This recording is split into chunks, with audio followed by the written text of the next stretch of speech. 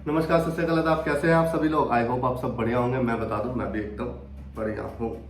तो आज हम क्या करेंगे, आज हम करेंगे how to audit of fix asset, property, plant and equipment. एक ही बात है, ध्यान रखना। तो दोस्तों, ये वीडियो आ रही है, थोड़ी डिले हो चुकी है। मैं वीकली कोशिश कर रहा था निकालने की वीडियो, बट वीकली निकाल नहीं पाया। ऑडिट का प्रेशर है, मैं भी ऑडिट पे जाता हूँ तो टाइम नहीं दे पा रहा हूँ वीडियो बनाने के लिए। तो आज मैं बना रहा हूँ, ठीक है, ताकि मैं आपको दे सकूं कंटेंट। आप भी ऑडिट स्टार्ट करने वाले होंगे या चल रही होगी, तो मैं कोशिश कर रहा हूँ सारी वीडियो अपलोड कर दूं ताकि आपको हेल्प मिले, आप ऑडिट कर सके। ठीक है, तो चलिए स्टार्ट करते हैं। आइए, लेट्स स्टार्ट। हाँ तो भैया, अगर आपको ऑडिट मिली है किसकी, पीपीई की, यानी फिक्स एसेट की, तो आप खुश नसीब है, क्योंकि आपने ज्वाइन कर रखा है ग्रो सुपरफास्ट। अगर नहीं करा तो जरूर ज्वाइन कीजिएगा।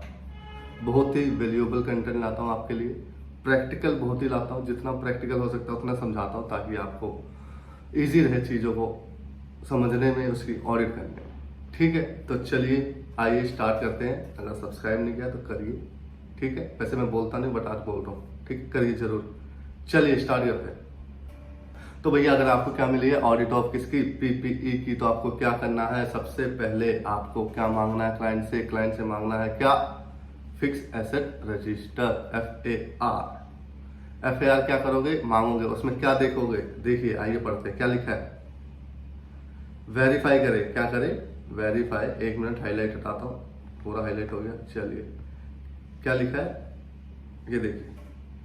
वेरीफाई करना है क्या, फिक्स एसेट रजिस्टर, किसके लिए, कंप्लीटनेस के लिए। उसमें क्या चेक करोगे आप, ग्रॉस ब्लॉक ऑफ WDV, जो कि मैच होना चाहिए आपका क्या, प्रीवियस ईयर फाइनेंशियल से। और जो एडिशन होगा इस साल, और डिलीशन, एडिशन और डिलीशन जो हुआ होगा इस साल, उसको आप रिकनसाइल करोगे किसके साथ, जो इस साल की फाइनेंशियल्स होगी उसके साथ, या बुक्स ऑफ अकाउंट्स के साथ। तो आइए समझाता हूँ क्या है। देखिए, मैं आपको क्या दिखाता हूँ, FAR दिखा देता हूँ पहले मैं। चलिए, हाँ तो कुछ इस तरह से FAR दिखेगा आपको। अगर मांगोगे तो क्या होगा उसमें, देखिए सीरियल नंबर होगा, फिक्स एसेट कोड होता है, हर एक फिक्स एसेट का अपना कोड होगा, ध्यान रखना, यूनिक कोड। एसेट का नाम होगा, वो क्या है, लैपटॉप है। मैं दिखा देता हूँ फिल्टर में क्या क्या मिलने वाला है एसेट नेम में। ये देखिए, 1 kbs का UPS है, कैसेट्स है, 17U का UK है, देखिए ड्रिल मशीन है, ठीक है, समथिंग समथिंग इबैक सिस्टम है, ये चीजें है। एसेट नेम मतलब पर्टिकुलर चीज वो है क्या। फिर एसेट की डिस्क्रिप्शन मतलब उसकी डिटेल। सपोज करते हैं लैपटॉप है, लैपटॉप कौन सा है, लिनोवो T14। इसके आगे और जोड़ सकते हैं 64 GB या 1 TB, 2 TB, 3 TB, लाइक कितनी क्वांटिटी है उसकी, एक क्वांटिटी है। उसके बाद क्लासिफिकेशन, क्लासिफिकेशन क्या है उसका, कंप्यूटर है, प्लांट है, ठीक है, एज पर कंपनी एक्ट के हिसाब से। वो देखिए, ये कंप्यूटर है हो गया हमारा, क्या क्लासिफिकेशन इसका कंप्यूटर है। उसके बाद क्या है, classification as per income tax, मतलब यहाँ हम क्या करते हैं, क्लासिफिकेशन ऑफ इनकम टैक्स भी डालते हैं। इनकम टैक्स में देखोगे आप 4 ही क्लासिफिकेशन मिलेगा, तो उसके हिसाब से हम यहाँ डाल देते हैं, ठीक है। क्यों, क्योंकि जब टैक्स ऑडिट करते हैं तो वहाँ पे डेप्रिसिएशन इसके हिसाब से डालना पड़ता है, और DTA और DTL क्रिएट होता है, ठीक है। तो ये हेल्प करेगी। बुकिंग डेट मतलब जिस दिन टैली में या सैप में एंट्री हुई है उस एसेट की, जनरली कौन सा डेट होता है, बिलिंग डेट होती है, ठीक है। वेंडर का नाम जिससे एसेट खरीदा है, इनवॉइस नंबर, इनवॉइस की डेट, बेस वैल्यू, उस पर GST जो लगता है वो, और टोटल क्या आ गया हमारा, ये देखिए टोटल क्या आ गया, टोटल वैल्यू। मतलब अगर इनपुट नहीं मिलता है यानी ब्लॉक है तो उसको हम सम कर देंगे, अदरवाइज नहीं करेंगे, ठीक है। तो ये टोटल आ गया, total invoice value as per invoice, जो इनवॉइस होगा वो एग्जैक्ट आ गया यहाँ पे। उसके बाद इनपुट टैक्स क्रेडिट, वो मिलता है नहीं मिलता, लैपटॉप के केस में मिलता है यस, तो हमारा क्या होगा, फेस वैल्यू आ जाएगा डायरेक्ट, ठीक है। अगर यहाँ नो होगा तो क्या होगा, हमारा कैपिटलाइज हो जाएगा इनपुट। एलोकेशन कॉस्ट, सपोज करो एलोकेशन कॉस्ट क्या है, एक ट्रक में 4 मशीनें आई है, तो क्या होगा, वो चारों में डिस्ट्रीब्यूट हो जाएगा। किस चीज का, फ्रेट इनवर्ड का खर्चा, ठीक है।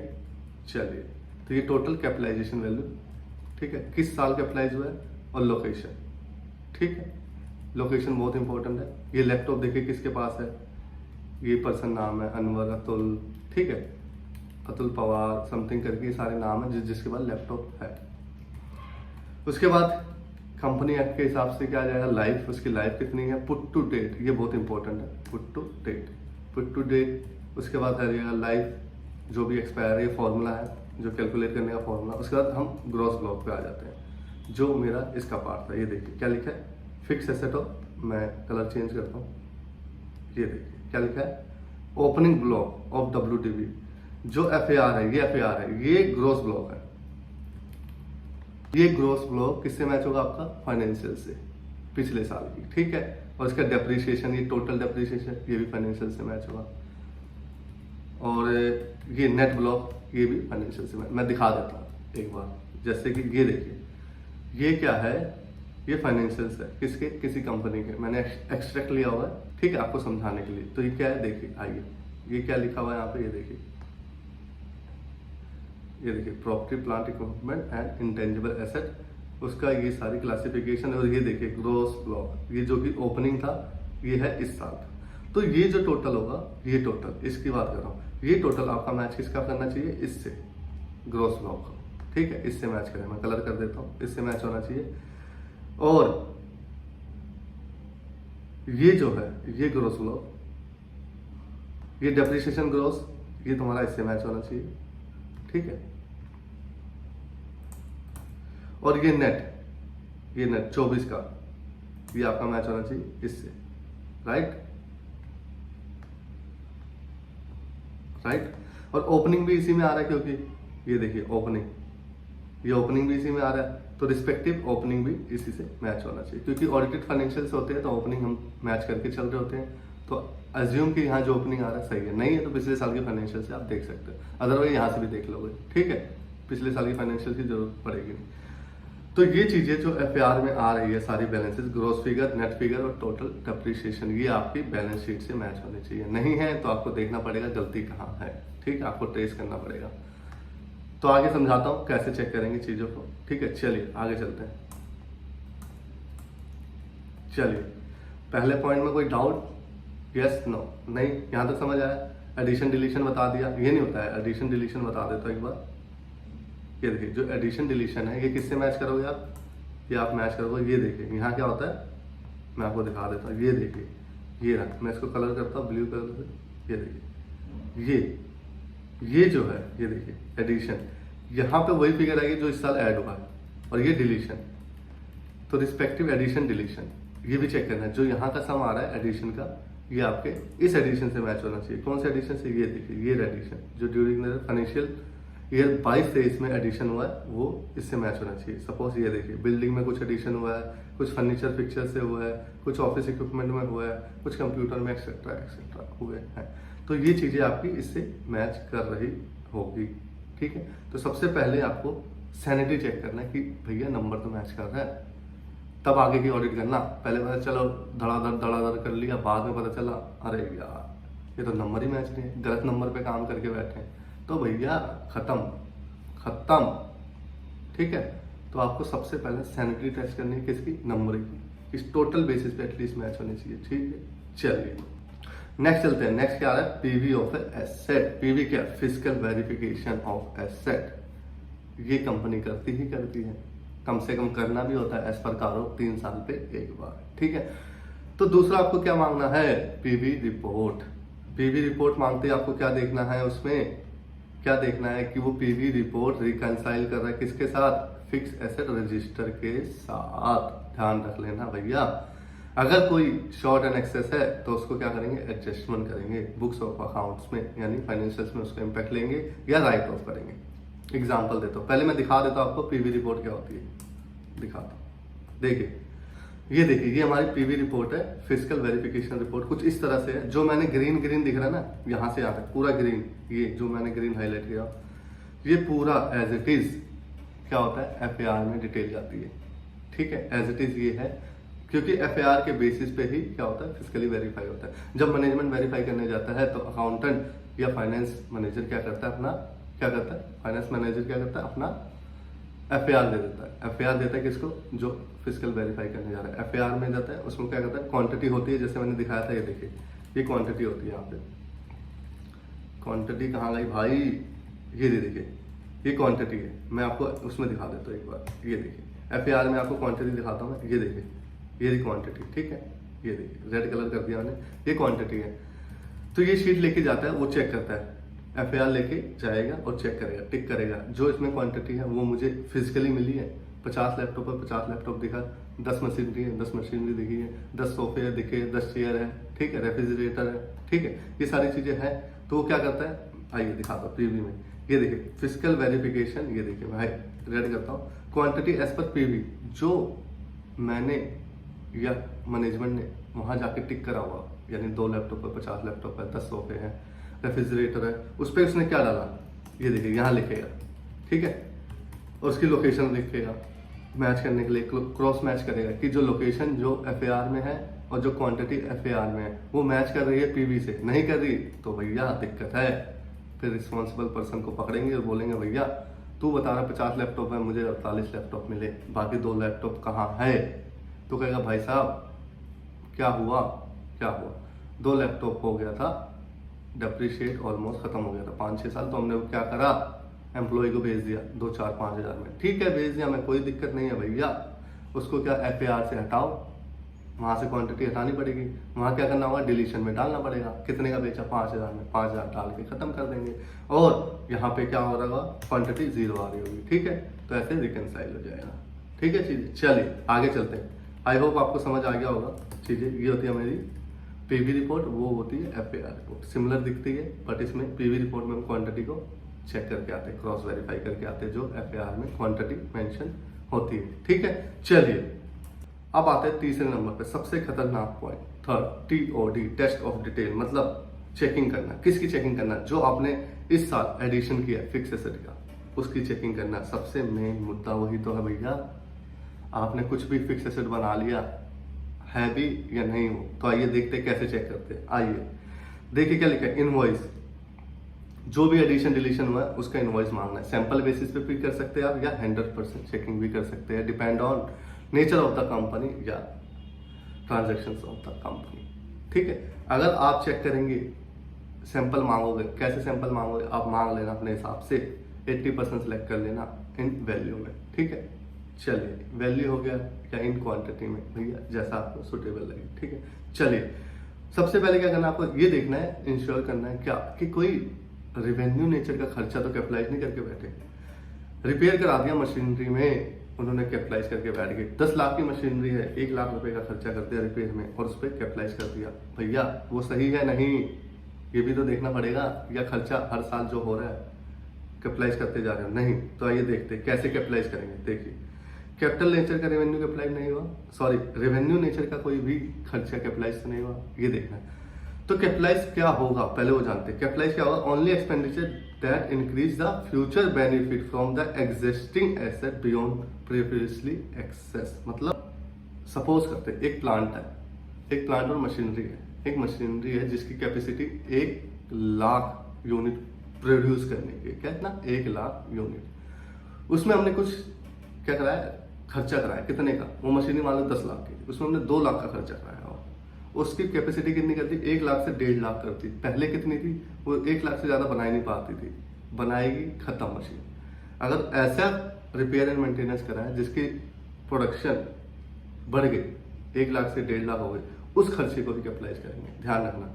चलिए वही खर्चा कैपिटलाइज करना, बाकी अंडरस्टैंड मत करके बैठ जाना। ऐसे कहो भैया लैपटॉप था टूट गया, डिस्क क्या लगाया, स्क्रीन लगाया या हार्ड डिस्क बढ़वा दिया तो कैपिटलाइज, नहीं, ऐसे नहीं चलेगा, ठीक है। चलिए दूसरा क्या है, capitalisation of the asset has been correct head correct date, ठीक है, विद करेक्ट अमाउंट, ठीक है। चलिए मतलब करेक्ट हेड मतलब क्या, करेक्ट हेड मतलब क्या, आपने लैपटॉप लिया तो कहाँ जाएगा, कंप्यूटर वाले हेड में, आपने डाल दिया ऑफिस इक्विपमेंट में, प्लांट एंड मशीनरी में, देख लेना भैया प्रॉपर डाला तो है, ये नहीं नंबर मैच कर लिया, और क्रॉस एडिशन डिलीशन है क्लोजिंग, नहीं भैया उसका हेडिंग भी तो देखना, उसके हिसाब से रेट ऑफ डेप्रिसिएशन अलग लगेगा भैया, और डीटीएल भी अलग लगेगा इनकम टैक्स में, ठीक है।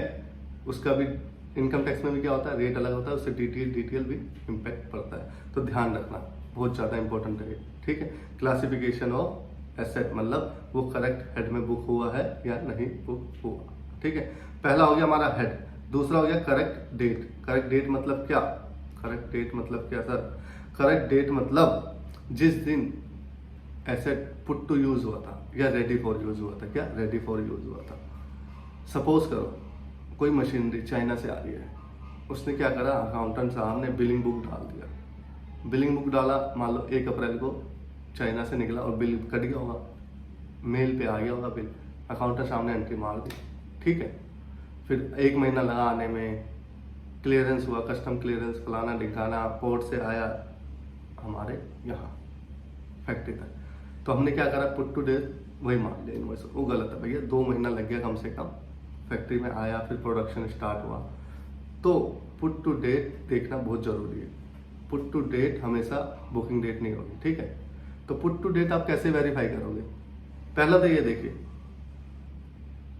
क्या कर सकते हैं आप, कस्टम क्लियरेंस होगी, उसके बाद आने में भी टाइम लगा। तो सबसे बढ़िया तरीका ये है कि आप उससे क्या करें, जो फ्रेट का खर्चा लिया होगा ना इस मशीनरी पे, जो एलोकेट करा होगा उसने, कहाँ पे, कहाँ करा होगा, FAR में एलोकेशन ऑफ फ्रेट डाला होगा उसने, ठीक है। उसका इनवॉइस पकड़ लेना, तो देख लेना भैया किस दिन पहुंचा है। बस कम से कम उसको तो ले ही सकते हो, सेफर साइड बचने के लिए, ठीक है। मैनेजमेंट नहीं बताता तो, क्योंकि ट्रक से आया होगा मशीनरी, तो भैया जिस दिन पहुंचा होगा साइन सुइन करा होगा गोडाउन में, हाँ भाई ट्रक आया है, मशीनरी लेके आया है, ठीक है। तो कम से कम वो तो ले ही सकते हो।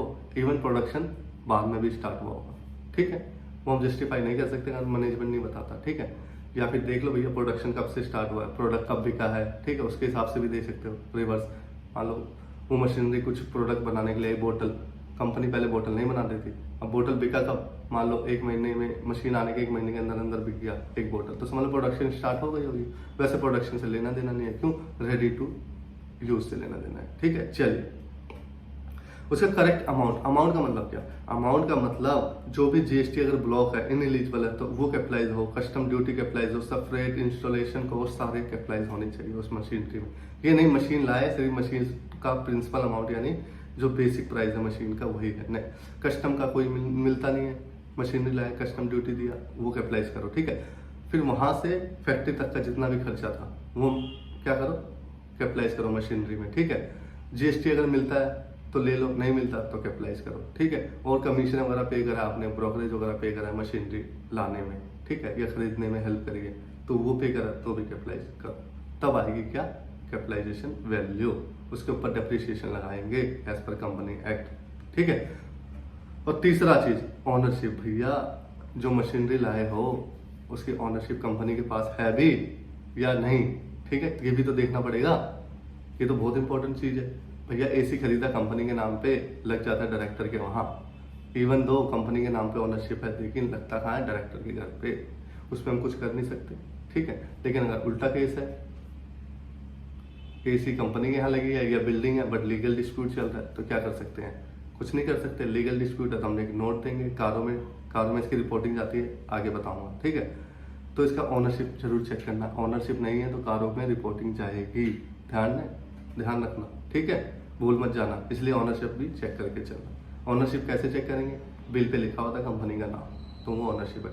लैंड बिल्डिंग वगैरह है, इमूवेबल प्रॉपर्टी है, उसके प्रॉपर्टी के पेपर देखने पड़ेंगे आपको, ठीक है। चलिए, और कोई परचेज करा है किससे, रिलेटेड पार्टी से। जब आप चेक कर रहे होगे बिल, तो देखने क्या रिलेटेड पार्टीज तो नहीं है। इसका सबसे अच्छा तरीका ये है, MCA की साइड पे जाके उस कंपनी का नाम सर्च करा, अगर कोई डायरेक्टर, एसोसिएटेड डायरेक्टर दिख गया तो रिलेटेड पार्टी है, अदरवाइज तो कोई बताता नहीं भैया मेरी रिलेटेड पार्टी है, ठीक है। और दूसरा तरीका ये क्या, अगर कोई टेंडर वगैरह आया है तो टेंडर देख लेना, ठीक है। अगर आपने कोटेशन भेजी होगी, कोटेशन आया होगा आपके पास, है ना, मशीनरी का, कि इस ये मशीनरी में इतने में दे दो, ये इतने में, देख लेना कि बेस्ट प्राइस पे लिया है, किस प्राइस पे लिया है, जिससे टेंडर लिया उसको चूज करा, क्या रीजन है, प्राइस है, क्या है, सस्ता है, क्वालिटी है, क्या है, उसको सर्च कर लेना गूगल पे, जो भी है, अगर आपको मटेरियल लगता है वो अमाउंट, तो ठीक है। चलिए नेक्स्ट चलते हैं। इसके बाद हम करेंगे क्या, इम्पेयरमेंट एनालिसिस, मतलब इम्पेयरमेंट लॉस की टेस्टिंग करेंगे एज पर AS और इंड AS 36, ठीक है। और TOD कैसे करते हैं हम, AS 10 और AS 16 के हिसाब से। यानी हमें टेस्ट भी करना पड़ेगा भैया, जो फिक्स एसेट FAR में आ रहा है उसमें कोई इम्पेयरमेंट लॉस तो नहीं बुक करना अपने को, किस एज पर AS 28 और इंड AS 36 के हिसाब से। तो इंडिकेटर क्या होंगे, कैसे आप पहचानोगे कि इम्पेयरमेंट लॉस बुक करना है या उसकी नौबत आ गई। पहला क्या है, फिजिकल डैमेज, वो कैसे पता चलेगा, PV करा होगा मैनेजमेंट ने किया, एक्सटर्नल ऑडिटर ने, उस पर उसने लिखा होगा भैया क्वांटिटी तो है लेकिन खत्म है, तो अगर डैमेज है तो ख़त्म करो, ठीक है, इम्पेयरमेंट लॉस दिखाओ और ख़त्म करो, फिक्स एसेट को, ठीक है। दूसरा आ गया क्या, टेक्निकल ऑब्सोलेंस, मतलब आपने एक मशीनरी खरीदी किससे, चाइना से, साले बड़े हरामी, एक मशीनरी चेप दी हमें, वो चेपते ही 1 महीने के अंदर सालों ने अपडेटेड वर्जन निकाल दिया। क्या निकाल दिया, अपडेटेड वर्जन, मतलब सपोज करो एक बोतल बनाने की मशीन खरीदी थी हमने, क्या, बोतल बनाने की मशीन। अब हुआ क्या, साले ने 1 महीने के अंदर मशीन चेंज मार दी, अपडेटेड वर्जन लिया है, इससे भी एडवांस। मान लो 10 लाख की मशीन ली थी, इसकी कैपेसिटी 1 लाख बोतल बनाने की थी, उसने क्या करा, 8 लाख में साले ने 2 लाख कैपेसिटी वाली मशीन ने निकाल दी। कुत्ता था, क्या था, हरामी होते हैं ना, तभी तो चाइना वाले भैया खा जाएंगे एक दिन सबको, ठीक है। तो ऐसा करा तो क्या होगा भैया, गया, हमारी टेक्नोलॉजी तो फेल हो गई ना भैया, अब वो खराब हो गई टेक्नोलॉजी, क्यों, अब वो बोतल बिक भी नहीं रही उस हिसाब से, वो लिया है अपडेटेड वर्जन, क्वालिटी इंप्रूव हो गई, लुक अच्छी आ गई बोतल की, मेरी मशीनरी जो मेरी बोतल बन रही है साला कोई खरीद ही नहीं रहा उस मशीनरी की, उसकी कॉस्ट भी कम आ रही है, ठीक है, नई वाली जो मशीन बनाई है। 8 रुपए की बोतल में अपडेटेड मिल रहा है, मॉडुलर मिल रहा है, बोतल स्ट्रॉन्ग है, ड्यूरेबल है, तो ठीक है, समझ जाओ, कट गया आपका, ठीक है। तो कुछ नहीं भैया, इम्पेयरमेंट लॉस बुक करो, खत्म करो, क्या करो, रोने धोने से काम नहीं चलेगा। नेक्स्ट चलते हैं, नेक्स्ट क्या है, अगर मैनेजमेंट कहता भैया मैं ऑपरेशन ही बंद कर रहा हूँ, एक सेगमेंट है मान लो जूते बनाने की, शूज मार्केट है, वो सेगमेंट कहता है भैया मेरा चल नहीं रहा, मैं बंद कर रहा हूँ इसको, ठीक है। तो क्या करेंगे, उसकी जो मशीनरी वगैरह होगी क्या होगी, मैनेजमेंट 2 ऑप्शन लेगा, या पड़ा रहेगी साल नहीं बेच रहा, देखेंगे आगे क्या करना है। दूसरा कहता है मैं वो सेगमेंट ही बेच रहा हूँ, जो भी प्लांट मशीनरी सब हटा रहा हूँ मैं। अगर देखो वो कहता है मैं पड़ा रहने देता हूँ, तो कुछ नहीं करना, हमें AS 28 और Ind AS 36 के हिसाब से इम्पेयरमेंट बुक करनी है, ठीक है, क्योंकि अब रही नहीं, काम की रही नहीं, तो काय की लाइफ चलनी नहीं है, खत्म करो। और दूसरा अगर वो कहता नहीं मैं बेचूंगा, तो इसकी अकाउंटिंग कैसे होगी, एज पर Ind AS 105, उसमें कैसी होती है, कॉस्ट और fair value less cost to sell whichever is lower, ठीक है, उस पर बुकिंग होती है, ठीक है। उसकी कंडीशन यही होती है कि वो एसेट इमीडिएट सेल बेसिस पे अवेलेबल हो, तभी Ind AS 105 लगेगा, ठीक है। चलिए नेक्स्ट चलते हैं, decline in value of market value, क्या, decline in market value, asset की मार्केट वैल्यू गिर गई, कल ही खरीदा था एसेट, आज वो 50% गिर चुका है, ऐसी की तैसी हो गई, चलो इम्पेयरमेंट बुक करो, खत्म करो, ठीक है। चलो ज़्यादा डिटेल नहीं जा रहा है, लंबी हो रही है वीडियो, ठीक है। चलिए उसका क्या, बोरिंग कॉस्ट, ये भी ध्यान रखना, ये लोग भूल जाते हैं बोरिंग कॉस्ट को, क्या है क्या नहीं, पढ़ तो लेते हैं सब कुछ, ये सब पढ़ के बैठे होते हैं, लेकिन प्रैक्टिकल कुछ नहीं करते इम्प्लीमेंट, ठीक है। चलिए बोरिंग कॉस्ट, अगर बोरिंग कॉस्ट है, बोरिंग कॉस्ट में क्या क्या आता है, इंटरेस्ट कॉस्ट और exchange difference on foreign exchange to the extent, वो पढ़ोगे आप किसमें, Ind AS 23 या, ठीक है, AS 23 में आप पढ़ोगे, तो वहां पे आपको ये मिलेगा कि कितना एक्सटेंट तक बोरिंग कॉस्ट को हम कैपिटलाइज करेंगे, ठीक है, to the qualified asset. Qualified asset मतलब जो कम से कम 1 साल तो लेता ही है एसेट बनने में, जैसे बिल्डिंग वगैरह हो गई, अगर आप बिल्डिंग बना रहे हो, ठीक है, कंपनी के लिए बिल्डिंग तैयार कर रहे हो, हमारी नई ऑफिस खुलने वाला है, इस बिल्डिंग में लोन लिया हुआ है 50 करोड़ का, उस पर जो भी इंटरेस्ट पे कर रहे हो, जब तक बिल्डिंग रेडी टू यूज नहीं हो जाती तब तक का इंटरेस्ट आप क्या करोगे, कैपिटलाइज कर दोगे उस बिल्डिंग में। ध्यान रखना भैया, गलती करते रहते हो आप, रेंट पे रहते हो, इंटरेस्ट ठोक ही जाते हो, P&L में ठोक ही जाते हो, एसेट बन रही है बट देखते नहीं हो उसको, ठीक है, तो भूल मत जाना। तो चलिए नेक्स्ट चलते हैं डेप्रीशिएशन, इसके रिस्पेक्ट में अभी तो हमने क्या करा, PPE पूरा, आप करेंगे डेप्रीशिएशन। याद आया P&L में मैंने मिस करा रखा था, P&L वाले जब मैं सीरीज निकाल रहा था तो वहाँ मैंने ये नहीं कराया है, तो मैंने वहाँ बोला था आपको PPE के साथ कवर करूंगा, तो ये मैं करा रहा हूँ यहाँ पे PPE के साथ, ठीक है। चलिए सबसे पहले क्या करेंगे, डेप्रीशिएशन चेक करेंगे, क्लाइंट ने क्या किया है, दिया था डाटा, FAR दिया, तो FAR में डेप्रीशिएशन भी लिखा होता है, तो उसको हम चेक करेंगे कैसे, जो रेट ऑफ डेप्रीशिएशन है वो as per schedule 2 of company act के हिसाब से है। सबसे पहला क्वेश्चन, उसको हम क्या निकालते हैं, फॉर्मूला दे रखा है उसी में, ऐसे निकाल सकते हो, क्योंकि जो डेप्रीशिएशन जो शेड्यूल 2 में दिया है ना, उसमें लाइफ दे रखी है, डेप्रीशिएशन नहीं दिया, तो लाइफ के बेसिस पे हम क्या निकालते हैं, डेप्रीशिएशन। तो डेप्रीशिएशन निकालने का फॉर्मूला यही है, WDV मेथड है, तो ये निकालोगे 1 minus salvage value divide by cost, ठीक है, इनटू दिस, ऐसे करके निकालोगे, आपको डेप्रीशिएशन रेट निकलेगा। यही रेट अप्लाई होना चाहिए किस लिए, डेप्रीशिएशन कैलकुलेट करने के लिए, ठीक है। और SLM मेथड तो आपको पता ही है, डिवाइड करके खत्म करना, कुछ नहीं ज़्यादा, ठीक है। चलिए नेक्स्ट क्या है, चेक। सेकंड पॉइंट है आपका लाइफ।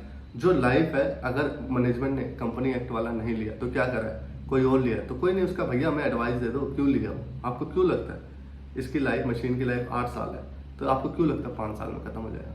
कहेगा भैया ठीक है, मेरी प्रोडक्शन देखो 24 घंटे चलती रहती है मशीन, क्या करें, खत्म हो जाएगा। ठीक है, 24 घंटे चलती है, प्रोडक्शन ज़्यादा है, 8 साल चलेगी नहीं। ठीक है, ये कैपेसिटी फुलफिल कर लेगी अपना, वो 1 लाख यूनिट एक ही साल में या 5 साल में खत्म कर देगी, जैसा भी है। ठीक है, तो अकॉर्डिंगली हम उसको डेप्रिशिएट करेंगे। और जो रेजिडुअल वैल्यू होगा वो 5% से ज़्यादा नहीं होना चाहिए, ध्यान रखना। मैक्सिमम लिमिट है 5%। ऐसा ना हो कोई कहेगा नहीं नहीं नहीं मैं तो भैया 50% पे बेच दूंगा कोई ऐसा 8 साल बाद। हाँ जी, क्या बोलूँ मैं, छोड़ो। चलिए नेक्स्ट चलते हैं। डेप्रिसिएशन जो अडॉप्ट किया हुआ है वो क्या है, अकाउंटिंग पॉलिसी जो होती है कंपनी की, एक अकाउंटिंग पॉलिसी होती है। क्या होती है, कंपनी की अकाउंटिंग पॉलिसी होती है। सभी कंपनी की अकाउंटिंग पॉलिसी बनाती है, हम क्या क्या फॉलो करेंगे। तो क्या वो सिग्निफिकेंट अकाउंटिंग पॉलिसी से मिट कर रहा है, मतलब अलाइन है ना उसके साथ, या सिग्निफिकेंट अकाउंटिंग पॉलिसी में लिखा नहीं भैया, कंपनी लिखा हम एसएलएम मेथड फॉलो करेंगे और आपका फिर डब्ल्यूडीवी पे ली जा रहे, देख रहे नहीं हो भैया, क्या है, पॉलिसी पढ़ते नहीं, जाते ही फटाफट टीओडी का फटाफट ऑडिट खत्म, वहाँ लिखा है एसएलएम, आप पे ली जा रहे डब्ल्यूडीवी। भैया फिर क्या करोगे, अकाउंटिंग एस्टीमेट चेंज करना और चीज़ों को सही करना, और क्या करोगे, और कुछ नहीं कर सकते। ठीक है, चलिए नेक्स्ट चलते हैं। एनालिटिकल प्रोसीजर, क्या करोगे, डेप्रिसिएशन को क्रॉस चेक करोगे। ये जो रेट लगा रखा है ऊपर, जो हमने ये रेट लगाया था हमने ये, ठीक है, एसएलएम या डब्ल्यूडीवी जो भी मेथड यूज कर रहा है उसको भैया एक बार क्रॉस चेक कर लेना आप, सैंपल बेसिस पे, या पाइवट कैसे लेना, पाइवट नहीं, एक मैं बता देता हूँ कैसे करना। कहाँ गया भाई, आजा, पी देखो ये रहा, क्या है ये देखें, यहाँ डेप्रिसिएशन ये लगा, ठीक है, डेप्रिसिएशन फॉर द ईयर, ये वाला। यहाँ मैं क्या करूँगा, एक करूँगा, ठीक है, यहाँ मैं एक इंसर्ट करूँगा कॉलम, ठीक है, क्या करूँगा कॉलम, और यहाँ मैं क्या करूँगा डेट के हिसाब से माइनस करके कितना नंबर ऑफ डेज के हिसाब से कैलकुलेट कर दूंगा रैंडमली। ठीक है, एक जो हम कैलकुलेटर भी कर सकते हैं ना, वैसे वो वाला फॉर्मूला लगा लेना एक्सेल में, this to this into rate. ठीक है, सिंपल, कितना आना चाहिए वैसे ड्रॉ कर लेना, पूरा डिफरेंस निकाल देना, कहीं गैप है तो पकड़ लेना, क्या होगा उसने कहीं डायरेक्ट पंच किया होगा डेप्रिसिएशन बढ़ाने के लिए, फॉर्मूला प्लस फॉर्मूला जो लगा होगा डेप्रिसिएशन का जिससे आ रहा होगा, प्लस एडिशन, कुछ भी मैं नंबर डाल दो, 2 लाख 4 लाख 10 लाख, ठीक है, डेप्रिसिएशन बढ़ गया, किसको क्या पता भाई, तुम थोड़ी चेक कर रहे हो जाके डेप्रिसिएशन कि सही निकाल रहा नहीं निकाल रहा, अगर लॉजिक लगाओगे तो आपको वो डिफरेंस मिल जाएगा इजीली। ठीक है, चलिए तो चलिए भैया नेक्स्ट चलते हैं, क्या डबल शिफ्ट डेप्रिसिएशन, ये क्या होता है, पहली बार सुना है, हो सकता है कई लोग पहली बार सुने होंगे, क्या होता है डबल शिफ्ट। देखो मैन्युफैक्चरिंग कंपनी में क्या होता है, प्लांट जो है चलता रहता है, 24 घंटे तक चलता है भैया, प्लांट चलता रहता है, मशीनरी चले ना चले प्लांट चलता रहता है। मशीनरी भी मान लो नाना करके 20 घंटे तो चली जाती है, 18-20 घंटे, तो उसका डेप्रिसिएशन क्या होगा, देखिए उसका जो डेप्रिसिएशन होगा प्लांट एंड मशीनरी के लिए सिर्फ है, ध्यान रखना, और किसी पे डबल शिफ्ट नहीं होता। प्लांट एंड मशीनरी में जो डेप्रिसिएशन होता है उसकी लाइफ, उसकी डेप्रिसिएशन बढ़ जाता है। कैसे, देखिए अगर वो डबल शिफ्ट चल रहा है तो जो डेप्रिसिएशन आ रहा होगा ना, मान लो 1 लाख रुपए का डेप्रिसिएशन निकला पूरे साल में, इंटू 1.5 यानी 1.5 लाख हो जाएगा वो उस साल का डेप्रिसिएशन। अगर ट्रिपल शिफ्ट चलता होगा कंपनी में तो दुगना हो जाएगा डेप्रिसिएशन, यानी 1 लाख डेप्रिसिएशन इंटू 2, वो हो जाएगा प्लांट एंड मशीनरी का डेप्रिसिएशन डबल, 2 लाख रुपए। ठीक है, तो ध्यान रखना, अगर डबल शिफ्ट है तो 1 इंटू 5 से इंटू कर देना, 1.5 से इंटू कर देना, अगर ट्रिपल शिफ्ट है तो इंटू 2 कर देना डेप्रिसिएशन को। ठीक है, तो ये आपका आ जाएगा डेप्रिसिएशन, ये ध्यान रखना। आधे लोग तो बोल ही जाते हैं भाई साहब ये क्या है, ऑडिट करके खत्म कर देते हैं। चलिए नेक्स्ट चलते हैं डेप्रिसिएशन। डेप्रिसिएशन को हमें रिव्यू करना है हर साल, किसके, लाइफ और रेजिडुअल वैल्यू को। अगर वो लगता है रेजिडुअल वैल्यू कम हो गया, लाइफ मुझे लगता है कम करनी है, ठीक है, या बढ़ानी है, जो भी, तो उसको हम डील करेंगे AS 5 और इंड AS 8 के हिसाब से, चेंज इन अकाउंटिंग एस्टीमेट लेके खत्म करेंगे। ठीक है, बट उसका बेसिस जरूर ले लेना भैया, क्यों कर रहे हो, वही डबल शिफ्ट ट्रिपल शिफ्ट जो भी कहानी होगी उनका। कभी जैसे फैक्ट्री में क्या होता है, डेली नहीं चलता, लेकिन हाँ हफ्ते में 1 दिन डबल शिफ्ट काम हो गया, ट्रिपल शिफ्ट, जैसे काम बढ़ गया, अचानक से काम आ गया, टेक्सटाइल इंडस्ट्री में काम आ गया, ठीक है, तो बढ़ गया, तो उसमें क्या होता है डेप्रिसिएशन, लाइफ को क्या करना पड़ता है, रीअसेस करना पड़ता है, तो अकॉर्डिंगली डेप्ट चेंज हो जाता है। ठीक, ऐसे केसेस में। बट जो रेगुलर चलता है डबल शिफ्ट ट्रिपल शिफ्ट, उसका तो जो मैंने भी पीछे मेथड बताया वही फॉलो करना है। ठीक है, चलिए इन्वेस्टमेंट प्रॉपर्टी, क्या इस पे टैप लगता है इन्वेस्टमेंट प्रॉपर्टी पे? जी हाँ लगता है। एज पर इंडियस 40 कहता है ये सिर्फ कॉस्ट मॉडल पे होगा, रिवैल्यूएशन मॉडल पे इन्वेस्टमेंट प्रॉपर्टी नहीं होता, तो ये ध्यान रखना। और दूसरा, अगर इंडियस फॉलो कर रहे हो, सॉरी अगर एएस फॉलो कर रहे हो तो उस पर सिर्फ कॉस्ट पे होगा, क्या इन्वेस्टमेंट प्रॉपर्टी कॉस्ट पे होगा, डेप्रिसिएशन चार्ज नहीं होगा, ध्यान रखना except permanent decline in asset, ठीक है, तो ये ध्यान रखना, डेप्रिसिएशन नहीं चार्ज करते इन्वेस्टमेंट प्रॉपर्टी में। नेक्स्ट चलते हैं फाइनेंस लीज। अगर कोई फाइनेंस लीज है तो क्या करते हैं, उसको हम डेप्रिशिएट करते हैं किसमें, over the period of lease term, ठीक है, जो भी लीज टर्म होगा उस पर। जैसे सपोज करो 10 साल के लिए कोई लिया है, हमने क्या लिया, कुछ भी मान लो, फाइनेंस लीज होना चाहिए, ध्यान रखना। ऑपरेटिंग फाइनेंस लीज की बात करो, अगर वो 10 साल के लिए फाइनेंस लीज पे लिया हुआ है तो उसको हम 10 सालों में राइट ऑफ करेंगे, ठीक है। और इंडियस का बताइए आपको क्या करना है, इंडियस में क्या होता है, right of use asset generate होता है, उसको भी हम क्या करते हैं, depreciate over the period of lease term, ठीक है, और लीज लायबिलिटी बुक करते हैं। बट एएस के हिसाब से हमारा ये है लीज टर्म और उसकी useful life which ever is shorter, ठीक है। चलिए नेक्स्ट चलते हैं। इसमें क्या आपका ये आगे सारी रिपोर्टिंग ऑफ कारों, भैया ध्यान रखना, जब पीपी की ऑडिट करना ना, इन कारों, ये 4 पॉइंट कारों के कवर हो रहे हैं, इसको साथ साथ लेके चल लेना, पता चले ऑडिट रिपोर्ट बनाने बैठे अरे कारों भी लगता है, अरे भूल गए थे हम तो, उस समय तो देखे ही नहीं, दोबारा क्लाइंट से मंगाना, फिर क्लाइंट पे लेगा तुम्हें, क्या करते भैया, ठीक है, तो ऐसे नहीं करना। तो इसलिए मैंने यहाँ डाल दिया, आपको ये सब भी चेक करके चलना। क्या करना है, पहले तो फिक्स एसेट, इसमें क्या क्या कंपनी मेंटेन करती है, प्रॉपर फिक्स एसेट, जो आप अगर आपको फिक्स एसेट मिला तो मतलब मेंटेन करती है, मेंटेन प्रॉपर मतलब क्या, मतलब पूरी डिटेल, फुल डिटेल एसेट, जैसे मैंने दिखाया क्वांटिटी, डिस्क्रिप्शन, कहानी जो भी है वो भी फिर भी एक्सट्रैक्ट है, company accordingly nature of the company आपको FAR बढ़ा सकती है, उसका क्या डिटेल डिस्क्रिप्शन चीज़ें बढ़ा सकती है उसके अंदर, ठीक है। तो वो क्या फुल है, इसके लिए आपको क्या करना है, सुनिए, मेरी ना कारों की वीडियो है, सब पे है, आप जाके देखो, हर एक वीडियो पे मैंने 10-10 से 15-15 मिनट लगाए एक एक क्लोज पे, तो सोचिए कितना डिटेल करा रखा है मैंने। अगर जाओगे ना और देखोगे कहोगे अरे यार दिल खुश हो गया, तो जाके जरूर देखना, ठीक है, बहुत डिटेल है, मैं यहाँ इसलिए डिटेल नहीं कराऊंगा, ये वीडियो आधे घंटे से ऊपर जा चुकी है, ठीक है। चलिए, और दूसरा क्या इसमें, दूसरा है इंटेंजिबल एसेट का, क्या हम मेंटेन कर रहे हैं, बुक्स ऑफ अकाउंट, ठीक है। नेक्स्ट क्या, फिजिकल वेरिफिकेशन, क्या कंपनी ने फिजिकली वेरीफाई करा रखा है क्या अपने फिक्स एसेट को eight reasonable interval. Reasonable interval मतलब ये मैंने अपनी कारों की वीडियो में बता रखी है, यहाँ बता देता थोड़ा सा, मतलब 3 साल में हर एक एसेट की बारी, 3 साल में एक बार फिजिकल वेरीफाई होना चाहिए हर एक एसेट, ठीक है। चलिए, अगर कोई मटेरियल डिस्क्रिपेंसी आता है आपको तो उसको कैसे डील किया, मान लो कोई क्या हुआ, फिजिकल वेरिफिकेशन के खिलाफ एक मशीनरी मिसिंग थी, वैल्यू थी 10-12 लाख की, ठीक है, क्या हुआ, राइट ऑफ किया, सेल करा, जो भी अकॉर्डिंगली उसका बुक्स में इम्पैक्ट ले लिया, ठीक है, प्रॉफिट एंड लॉस वगैरह बुक करा नहीं किया, ठीक है। और ये टाइटल ऑफ इमूवेबल प्रॉपर्टी, मतलब टाइटल डीड, ओनरशिप जो भी है इमूवेबल प्रॉपर्टी का, वो क्या कंपनी के नाम पे है, अगर नहीं है तो उसका डिस्क्लोजर दे देना भैया, ठीक है। जब आप TOD करोगे वहां पता चलेगा, मैंने ऊपर बताया था, इसकी भी कारों पे वीडियो है, ये जाके देख लो, ठीक है। नेक्स्ट चलते हैं, अगर रिवैल्यूएशन करा है प्रॉपर्टी प्लांट इक्विपमेंट का, क्या बेसिस था, रजिस्टर वैल्यूअर ने बोला था करने के लिए, उसके रिपोर्ट के हिसाब से किया है, तो बताओ कौन है वैल्यूअर साहब, उनकी कहानी देनी पड़ेगी, ठीक है। अमाउंट अगर चेंज है, 10% से ज़्यादा वैल्यूएशन करा दिया है, अप या डाउन, कभी कहीं किसी और भी नेट कैरिंग अमाउंट के ऊपर, तो उसकी रिपोर्टिंग करेंगे 10% से ऊपर वाले पे, ठीक है। अगर ऐसे कुछ केसेस रिवैल्यूएशन है जिसकी 10% से ऊपर है तो उसकी रिपोर्टिंग करेंगे, ध्यान रखना, ठीक है। इन सब पे बहुत डिटेल वीडियो है मेरी, मैं फिर से बोल रहा हूँ, बार बार बोल रहा हूँ, मैंने यहाँ ऐसी हवा में कराया, ये जाके कर लेना 4 क्लोज, बहुत अच्छे से कराया, ठीक है।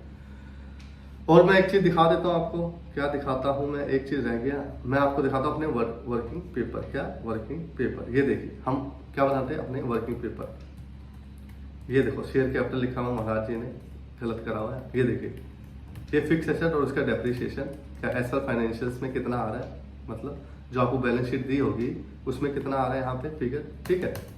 और जो आपने FAR में आया, देखिए FAR से लिंक लगा वहाँ, वो मैच होना चाहिए, ठीक है। नेक्स्ट चलते हैं, जो आपने सैंपल पे TOD मांगा होगा, ये TOD जो सैंपल मांगा था, ये देखिए ऑफिस इक्विपमेंट, क्या है यहाँ पे, डॉक्यूमेंट नंबर, पार्टी नाम, क्लासिफिकेशन, किस टाइप की एसेट है, PO number, PO date, PO का debit note, credit note, put to date, quantity कितनी आई है, पूरी कहानी जीएसटी अप्रूव, ये देखिए पूरी कहानी। जीएसटी मिल सकता है, नहीं मिल सकता है, प्रॉपर क्लासिफिकेशन है, capitalise on the correct date, capitalise under correct head, ठीक है।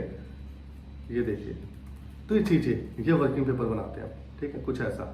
और हमारे यहाँ क्या होता है, ये देखिए पूरा हम लिखते हैं, ये देखिए एज पर कंपनी एक्ट के हिसाब से डेप्रिसिएशन बिल्डिंग पे 60 साल है, दूसरी बिल्डिंग है जो आरसीसी फ्रेम का 30 साल है, फैक्ट्री बिल्डिंग 30 साल है ना, ट्यूबवेल 5 साल। ये पूरी कहानी है डेप्रिसिएशन की, लाइफ कितनी लाइफ है, और ये हमारी कंपनी एक्ट के हिसाब से लाइफ, ठीक है। चलिए, आई होप दोस्तों मेरी ये वीडियो आपको समझ आई होगी। कुछ ज़्यादा ही बड़ी वीडियो हो गई है, सोच रहा था यार टाइम कम लूँ, बट क्या करूँ, जब गुस्सा हो तो गुस्सा चला जाता ना, ध्यान ही नहीं देता कहाँ तक पढ़ाना है या कहाँ तक समझाऊँ, क्या कर सकते हैं। अभी तो और डिटेल समझा सकता हूँ, बट 2 घंटे 4 घंटे की वीडियो चली जाएगी, ठीक है। तो इसको देखो यार, जितनी हेल्प हो सकती है मैं कोशिश करता हूँ आपकी हेल्प करूँ, जो बहुत ही इनिशियल लेवल पे अभी मैं भी सीख ही रहा हूँ। अभी तो खैर मैं भी लर्निंग फेज पे हूँ, बट जो सीखता हूँ सोचता हूँ मैं आपको सिखाता चलूँ, ठीक है। तो चलिए, पसंद आई हो तो ज़रूर देखिएगा और शेयर करिएगा और लाइक और सब्सक्राइब कर ही लीजिए यार, ठीक है। चलिए, ओके, बाय बाय।